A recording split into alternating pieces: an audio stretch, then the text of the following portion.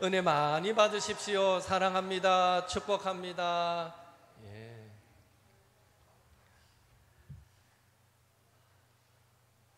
연일 정말 무더위가 이어집니다. 우리 어르신들 특별히 건강 조심하시고.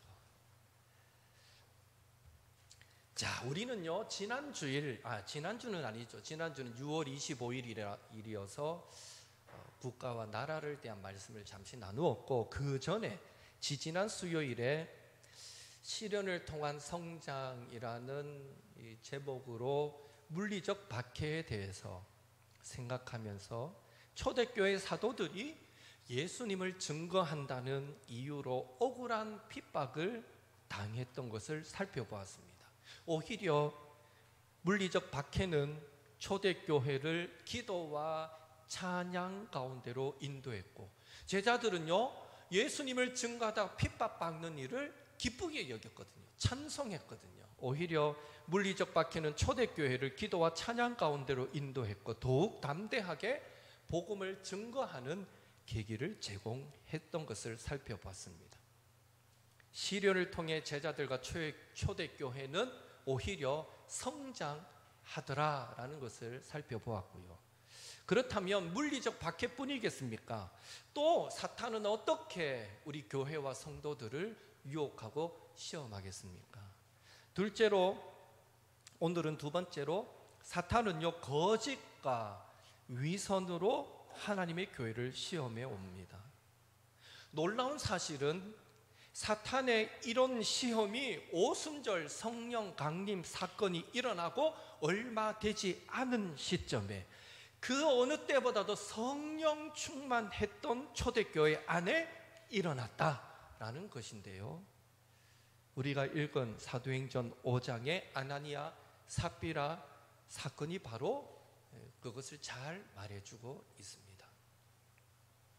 우리가 잘 아는 대로 초대교회는 자기의 모든 소유를 팔아 하나님 앞에 드려서 함께 공유하고, 그렇게 모인 재물로 각 사람의 필요에 따라 나누어 주었습니다. 오늘날로 치면 성도 서로 간에 집에 숟가락이 몇 개고 젓가락이 몇 개고 이런 것을 알 정도로, 눈빛만 보아도 표정만 보아도 그 사람의 마음, 그 사람의 어떤 상황이 어떠한지를 알 정도로 성도와 이웃의 상황이 결코 나와 무관하지 않다는 자세로 서로 친밀하게 지내면서 늘 서로를 위해 기도해주고, 또 콩 한 쪽도 나눠 먹는 그런 한 가족, 한 형제 같은 분위기가 초대교회의 분위기였다라고 말할 수 있습니다. 그런 분위기 속에서 아나니아와 삽비라 역시 나름대로 하나님께 받은 은혜가 있기에 초대교회의 그 한 몸, 한 지체의 행렬에 동참하고자 자신의 소유를 팔아서 사도들 앞에 가져오게 되었습니다. 그러나 안타까운 일이 발생합니다. 아나니아와 삽비라 부부가 자신들의 소유를 판 후에 모든 것을 하나님께 바친 것이 아니라 일부를 감추고 전부를 드린 것처럼 그렇게 드렸다는 것입니다. 오늘 본문뿐 아니라 사도행전 어디를 보더라도 재산을 팔아 헌금할 때는 전 재산을 바쳐야 한다라는 규정은 나오지 않습니다. 사도행전 2장 45절에도 재산과 소유를 팔아 각 사람의 필요를 따라 나눠주며 되어 있습니다. 재산과 소유를 팔았다고 되어 있지, 재산과 소유 앞에 모든 다 이런 말이 수식어가 있지 않습니다. 재산과 소유를 팔아 각 사람의 필요를 나눠주었다라고 되어 있습니다. 전 재산을 팔았다는 전제는 어디에도 없습니다. 가난하고 어려운 자들을 구제하기 위해, 돕기 위해 교회를 통해, 예수님의 이름을 통해 구제와 긍휼을 실천하기 위해 자원하여서 헌금했다라는 것이 중요할 뿐이었습니다. 그리고 그렇게 헌신한 자들을 예루살렘 교회와 성도들은 분명 존귀하게 여겼을 것입니다. 아나니아 삽비라도 처음부터 재산의 일부만 숨기고 처음부터 재산의 일부만 팔기로 하고 하나님께 그것을 드렸다면 어떠했겠습니까? 재산의 일부를 남겼다고 그를 향해 주변 사람들이 믿음 없다고 손가락질 했겠습니까? 절대 그렇지 않습니다. 온 교회가 재산의 일부를 팔았다 할지라도 온 교회가 기뻐하고 감사하고 그를 귀하게 여겼을 것입니다. 문제는 재산의 일부를 드리면서도 전부를 드린 것처럼 속였다는 것입니다. 그래서 아나니아 삽비라는 재산을 팔아 헌금하고도 하나님의 심판으로 죽임을 당하게 되었습니다. 정말 인간적으로 생각하면 재산의 대부분도 아니고 일부를 숨긴 이 사건이 하나님께서 그들의 생명을 빼앗아 갈 만큼 큰 일이었는가 하는 생각도 해보게 됩니다. 사실 헌금을 안 하는 것보다 그렇게라도 하는 것이 예루살렘 교회가 구제하는 일에 훨씬 더 유익하기 때문입니다. 그렇다면 하나님은 왜 그렇게 민감하게 반응하셨을까요? 첫째로 아나니아와 삽비라는 초대교회의 거룩성을 세상과 구별된 신앙 공동체의 아름다움을 더럽혔기 때문입니다. 당시 세상 사람들은 서로를 위해 자기를 희생하지 않았습니다. 부한 자가 가난한 자를, 주인이 종을 섬기지 않았습니다. 자신에게 유익하지 않는 일은 하지 않았습니다. 지금도 세상은 그렇습니다. 그러나 초대교회 안에는 성령님의 강한 역사로 부한 자가 가난한 자를 섬기고 주인이 종을 섬깁니다. 집으로 돌아가면 종인데 교회에 오면 형제가 되는 겁니다. 주인이 종을 섬깁니다. 유대인과 헬라인이 물과 기름처럼 절대 섞일 수 없었던 관계였는데 유대인과 헬라인이 하나 되는 일이 성령의 역사로 초대교회 안에 일어나고 있었습니다. 즉 초대교회 안에는 예수님의 십자가 구속의 은혜에 대한 감격으로 은혜의 빚진 마음으로 자기를 드러내기 위함이 아니라 오직 주님을 높이기 위한 아름다운 희생과 섬김과 나눔과 사랑의 역사가 일어나고 있었던 것입니다. 그런 의미에서 이 아나니아와 삽비라의 행위는 초대교회를 세상과 구별된 하나님의 나라로, 하나님의 다스림과 성도들의 순종이 있는 하나님의 나라로, 온전히 예수님의 이름만 높임을 받는 하나님의 나라로 세워가는 성령님의 불같은 그 역사에 찬물을 끼얹는 사건, 교회 안에 사람이 높아지려는 그런 세상의 더러운 방식을 가져온 사건이었다라고 말할 수 있는 것입니다. 다시 말해 아나니아와 삽비라 부부의 행위는 마치 아간 여리고성을 점령할 때에 전부 하나님께 드리라 했는데 일부를 금덩어리 하나 보고 멋있는 외투 한 벌 보고 막 혹해가지고 그 일부를 숨겨두었던 아간 때문에 그 다음 전쟁이 이스라엘 백성들이 참패하게 되고 온 백성이 고통받았던 사건을 기억하실 텐데, 마치 이 아나니아와 삽비라 부부의 행위는 아간의 사건처럼 거룩하고 순결하며 아름답게 성장하고 있는 교회를 더럽히고 와해시킬 치명적인 죄의 누룩을 공동체에 퍼뜨린 사건이었던 것입니다. 그래서 하나님은 애초에 그런 인간적인 쓴뿌리들을 제거하기 원하셔서 교회 안에서는 오직 주님만 높아져야지 사람이 높아져서는 안 되겠기에 오직 하나님의 은혜만 나누어져야지 사람의 자랑이 나누어져서는 안 된다라는 것을 가르쳐 주기 위해 그들을 무섭게 심판하셨다라고 우리는 말할 수 있습니다. 둘째로 아나니아와 삽비라는 성령님을 속이고 하나님께 거짓말했기 때문입니다. 성령님을 속이고 하나님께 거짓말했다라는 이 말을 사탄의 시험에 빠졌다라는 관점으로 바꿔서 이해를 하면 아나니아와 삽비라 부부는 첫째, 사탄이 주는 탐심에 빠져버렸습니다. 재산을 팔고 나니 갑자기 재물이 아까워졌던 것입니다.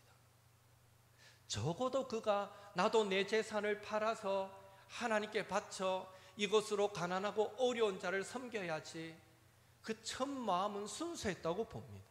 그런데 재산을 팔고 보니 그 사이에 사탄이 마음에 튼탄 거죠. 성령을 속이고 하나님께 거짓말했다는 것은 다르게 바꿔 말하면 사탄이 주는 탐심에 빠졌다는 것입니다.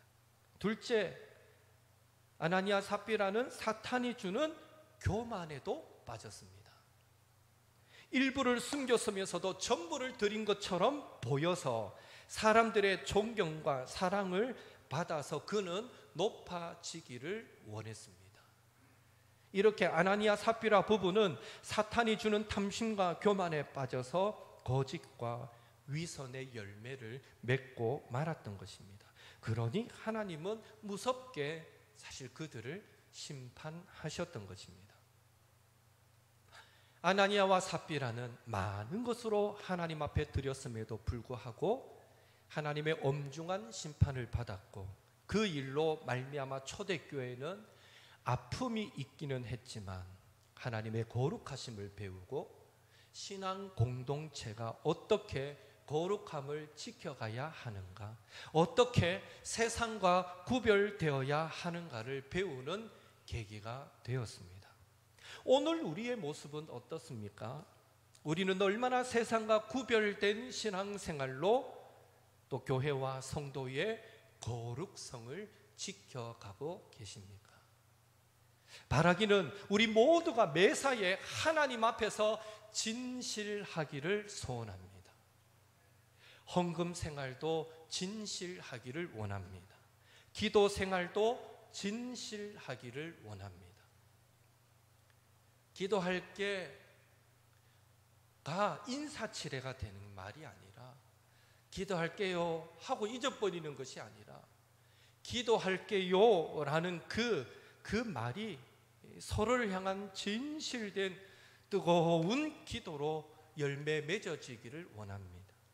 우리의 입술의 말도 진실하여 주님을 닮아가기를 원합니다. 우리의 행실도 진실하여 경건의 모양뿐 아니라 능력이 나타나기를 원합니다. 보여지는 곳에서뿐만 아니라 보이지 않는 곳에서도 진실하여 영성이 있는 성도가 되기를 원합니다. 사실 진실하지 못한, 거룩하지 못한, 구별되지 못한 성도의 모습, 우리의 언어 행실로 인해서 알게 모르게 상처받는 영혼들이 얼마나 많은지 모릅니다. 그 모든 것들이 교회의 거룩성을 깨는 행위요, 결코 하나님 앞에서 죄 없다라고 말할 수 없는 것입니다. 우리가 기억해야 할 것은 하나님은 예수님의 피로 세우신 이 신앙 공동체의 거룩함을, 거룩성을 해하는 그 어떤 것도 용납하시지 않으신다는 것입니다. 아나니아와 삽비라의 경우처럼, 아간의 경우처럼 강하게 벌하셔서라도 신앙 공동체를 바르게 교훈하시며 거룩하고 순결한 공동체로 만들어 가기를 원하시는 것입니다.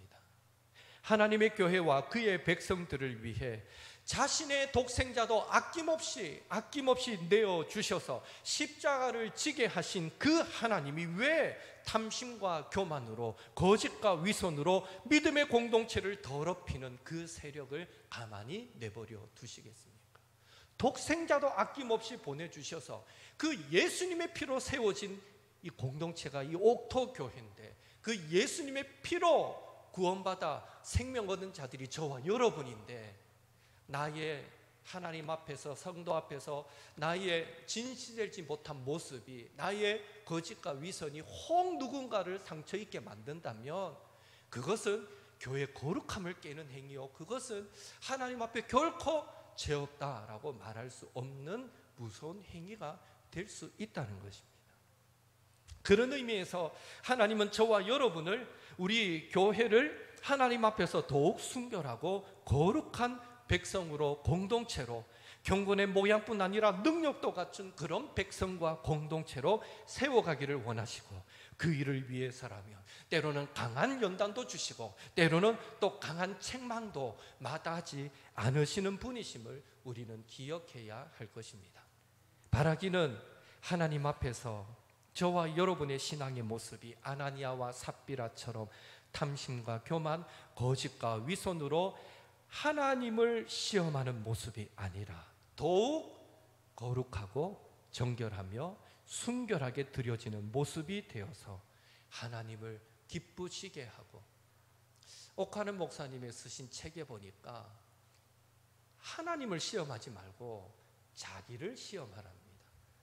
내가 하나님 앞에 바로 서 있는가, 자기를 시험하여서 하나님을 기쁘시게 하지 하나님을 시험하여서 죄짓지 말라, 이렇게 말씀하신 기억이 나는데요, 저와 여러분이 하나님을 시험하는 모습이 아니라 늘 하나님의 기쁨이 되기를 바라고, 그런 신앙의 모습을 갖추기 위해서라도 더욱 주님만을 바라보시고 날마다 십자가를 묵상하시고 말씀과 기도 가운데 거짓의 아비인 사탄이 우리 안에, 우리 교회 안에 거짓과 위선을, 탐심과 교만의 씨앗을 심어 유혹하더라도 넉넉히 이기고 승리하시는 우리 옥토의 모든 성도님들 되시기를 예수님의 이름으로 축원합니다.